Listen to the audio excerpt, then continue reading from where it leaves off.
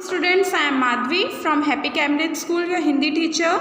Student, कल हमने ये चैप्टर डिस्कस किया था एंड इसके शब्दार्थ भी किए थे. आज हम इसका book work and question answer discuss करेंगे. ठीक है, तो चलिए चलते हैं. कल मैंने आपको होमवर्क दिया था कि ये शब्दार्थ आपको अपनी कॉपी में करने हैं. आई होप आप सभी ने अपना होमवर्क कंप्लीट कर लिया होगा, और अगर किसी ने नहीं भी किया है तो आज ये काम कंप्लीट हो जाना चाहिए. ठीक है, फर्स्ट है आपके बहुविकल्पीय प्रश्न. तेरे घर के द्वार डैश हैं. तेरे घर के द्वार क्या है? बहुत हैं. कवि कह रहे हैं ना, तेरे घर के द्वार बहुत हैं, कैसे किससे भीतर आऊं मैं, है ना. सब द्वारों पर डैश मची है. सब द्वारों पर क्या मची है? भीड़ मची है. बीत चुकी है डैश सारी. बीत चुकी है क्या? बीत चुकी है बेला सारी. क्या बोला है कवि ने? बीत चुकी है बेला सारी, यानी कि जितना भी समय है वो बीत चुका है. कविता की पंक्तियां पूरी करो. आपको क्या करना है, ये जो कविता की लाइंस दी हुई है इसको कंप्लीट करना है. तेरे घर के डैश बहुत हैं. कवि ने क्या बोला है? तेरे घर के द्वार बहुत हैं. डैश भय दिखलाते. भय कौन दिखलाता है? द्वारपाल. द्वारपाल भय दिखलाते. कुछ ही डैश जाने पाते. अंदर कौन जा पाता है? कुछ ही जन जा पाते, कुछ ही लोग अंदर जा पाते हैं.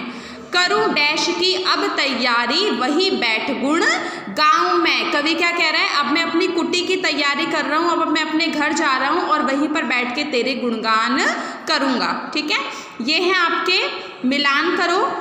आपको इस लाइन को, ये जो शब्द दिए हुए हैं इनको इन शब्दों से मिलाना है. ठीक है, अब आपको प्रोनाउंसिएशन में जो वर्ड्स सेम लगे, जैसे कि बेला मेला, सेम है ना, बोलने में सेम आ रहे हैं, तो ये मैचिंग होगी. बेला को किससे मैच कर दिया? मेला से. कुटी बुटी. कुटी को किससे मैच कर देंगे? बुटी से मैच कर देंगे. ठीक है, द्वार. द्वार को किससे मैच कर देंगे? ज्वार से. द्वार को किससे मैच करेंगे? ज्वार से. पाऊँ. पाऊँ को मैच कर देंगे जाऊं से. ठीक है, तो ये आपका क्या हो गया? मिलान कंप्लीट. अब देखो बेटा, यहाँ पे लिखा है अशुद्ध शब्दों को शुद्ध करके लिखो. अशुद्ध मीन्स क्या होता है? इनकरेक्ट. आपको यहाँ पे कुछ इनकरेक्ट वर्ड्स दिए हुए हैं, आपको उनको क्या करना है? करेक्ट करके लिखना है. जैसे कि धक्के. आप देखो, धक्के में इन्होंने पूरा क लिखा है, जबकि हम जब बोल रहे हैं, एक बार आप बोल के देखो, धक्के धक क. आधा क आ रहा है ना, तो क्या आएगा? आधा क. धक्के. तो इसमें मिस्टेक क्या थी कि पूरा क था और हमने इसको कैसा कर दिया? आधा क. गुण. गुण क्या होता है? कुछ नहीं होता. बड़े ऊ की मात्रा है तो साउंड भी कैसा आ रहा है? बड़ा आ रहा है. गुण क्या होता है? हमारा रियल वर्ड गुण. क्या होता है? गुण. तो ग पे मात्रा कैसे आएगी? छोटे ऊ की. द्वारपाल. द्वारपाल. द्वारपाल में क्या मिस्टेक है हमारी? द्वारपाल में इन्होंने नीचे जो मात्रा आती है वो नहीं लगाई है, तो ये हमारा क्या हो गया? द्वारपाल हो गया. कूटी. कूटी क्या होता है? कुटी होता है. क पे कैसी मात्रा आएगी? छोटे ऊ की मात्रा आएगी, तो हमारा क्या हो जाएगा? कुटी. घुसने. घुसने क्या होता है? कुछ भी नहीं होता. क्या होता है? घुसने. घु उ. घ पे कैसी मात्रा आएगी? छोटे ऊ की मात्रा आएगी. घुसने. भीड़. भीड़ कुछ होता है? नहीं होता. क्या होता है? भीड़ होता है. तो भ पे मात्रा कैसी आ गई? बड़ी की मात्रा आ गई. ठीक है, अब देखो बेटा, पर्यायवाची शब्द हैं आपके. अब देखो बेटा, आपने बचपन से पढ़े पर्यायवाची शब्द होते हैं, लेकिन पर्यायवाची शब्द होते क्या हैं पता है आपको? देखो, ऐसे वर्ड्स जिनको हम बोलते तो अलग अलग नाम से हैं, लेकिन उनका जो मीनिंग होता है वो क्या होता है? सेम होता है ना. जैसे अब आपको चीज़ बताती हूँ, एग्जाम्पल दे रही हूँ. ठीक है, जैसे कि किसी बच्चे का नाम है परिनीता. ठीक है, क्या नाम है? परिनीता नाम है. उसको हम क्या बोल रहे हैं? परी बोल रहे हैं. परिनीता भी बोल रहे हैं और परी भी बोल रहे हैं. नाम दोनों के अलग अलग हैं, लेकिन वो इंसान तो एक ही है ना. ऐसे ही जो नाम अलग अलग हो, लेकिन जो चीज़ है या वस्तु है या पदार्थ है वो एक ही हो, तो वो हमारा क्या कहलाता है? पर्यायवाची शब्द. जैसे ये क्या है? ये क्या है? आपकी बुक है ना. बुक है, इसको हम नोटबुक भी कहते हैं, इसको हम किताब भी कहते हैं, लेकिन ये है क्या? ये बुक ही तो है ना. तो ये क्या हो गया, हमारे पर्यायवाची शब्द हो गए। जैसे कि पानी हो गया, पानी को हम जल भी कहते हैं, नीर भी कहते हैं, तो जल को ही हम पानी भी कह रहे हैं, जल को ही नीर भी कह रहे हैं, तो ये इसके क्या हो गए, पर्यायवाची शब्द। चीज सेम ही है पानी ही, लेकिन हम उनको अलग अलग नामों से पुकार रहे हैं, तो वो क्या हो जाता है, हमारा पर्यायवाची शब्द हो जाता है। तो अब हम पढ़ते हैं। फर्स्ट है हमारा सड़क। सड़क का क्या हो जाएगा पर्यायवाची, राह, पथ, मार्ग। ठीक है, दोबारा बता रही हूँ, राह, पथ, मार्ग। झोंपड़ी, झोंपड़ी का पर्यायवाची क्या हो जाएगा, कुटी, छप्पर। क्या हो जाएगा, कुटी और छप्पर। घर, घर का पर्यायवाची गृह, भवन और धाम। क्या हो जाएगा, गृह, भवन और धाम। रास्ता, रास्ता का पर्यायवाची क्या होगा, राह और मार्ग। ठीक है, अब आप बोलोगे मैम आपने यहाँ पे भी राह और मार्ग लिखा है, तो सड़क को भी राह और मार्ग बोलते हैं, और रास्ता तो राह और मार्ग होते ही हैं।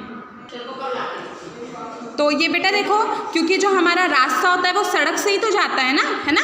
अब देखो, भक्त, भक्त का क्या होता है, पुजारी भी होता है और उपासक भी होता है।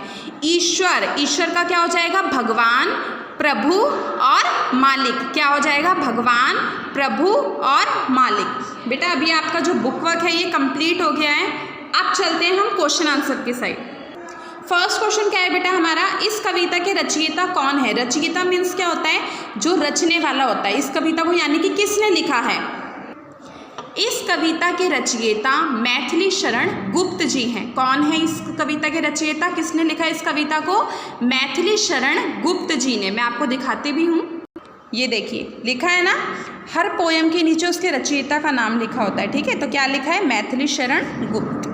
सेकंड क्वेश्चन है, तेरे घर से कवि का तात्पर्य किस घर से है। कवि जो कह रहे हैं ना कि तेरे घर के द्वार बहुत हैं, तो किस द्वार से उसका तात्पर्य है, वो क्या कहना चाह रहे हैं। तेरे घर से द्वार बहुत हैं, क्या तात्पर्य है। तेरे घर से कवि का तात्पर्य भगवान का घर मंदिर से है, क्योंकि भगवान का घर क्या होता है, मंदिर ही तो होता है ना। तो क्या कह रहा है कवि कि तेरे घर के द्वार बहुत हैं, मंदिर तो बहुत सारे हैं, लेकिन मैं किस से अंदर आऊँ।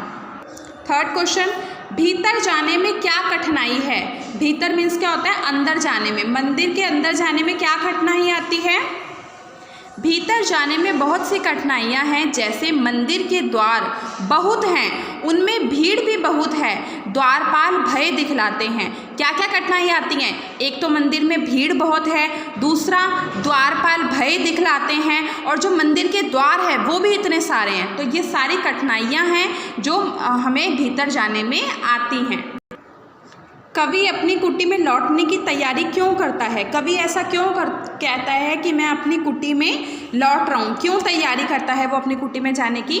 कवि अपनी कुटिया में लौटने की तैयारी इसीलिए करता है क्योंकि पूजा करने का समय बीत गया है, मंदिर बंद होने का समय हो गया है। सारा समय बीत चुका है, मंदिर बंद होने वाले हैं, लेकिन अभी तक उसकी बारी नहीं आई है। तो कवि क्या कहता है कि अब मैं अपनी कुटी की तैयारी कर रहा हूँ। ठीक है, नेक्स्ट एंड लास्ट क्वेश्चन, द्वारपाल कौन होते हैं, वह भय क्यों दिखलाता है। जो द्वारपाल होता है वो कौन होता है और वो भय क्यों दिखलाता है। द्वारपाल दरबान होते हैं जो मंदिर के दरवाज़ों पर खड़े होते हैं। वह भय इसलिए दिखाते हैं ताकि लोगों को असुविधा ना हो। वो क्यों भय दिखलाते हैं, वो भी कोई आपकी बुराई नहीं चाहते। वो क्यों दिखलाते हैं, ताकि मंदिर में किसी को कोई भी असुविधा ना हो, लोगों को चोट ना लगे। ठीक है, तो आपके ये क्वेश्चन आंसर भी कंप्लीट हो गए हैं और आपका बुक वर्क भी कंप्लीट हो गया। अब आपका होमवर्क क्या है बेटा, क्वेश्चन आंसर आप अपनी कॉपी में करेंगे और जो बुक वर्क है वो आप अपनी बुक में फिल करेंगे। ठीक है, ओके, थैंक यू।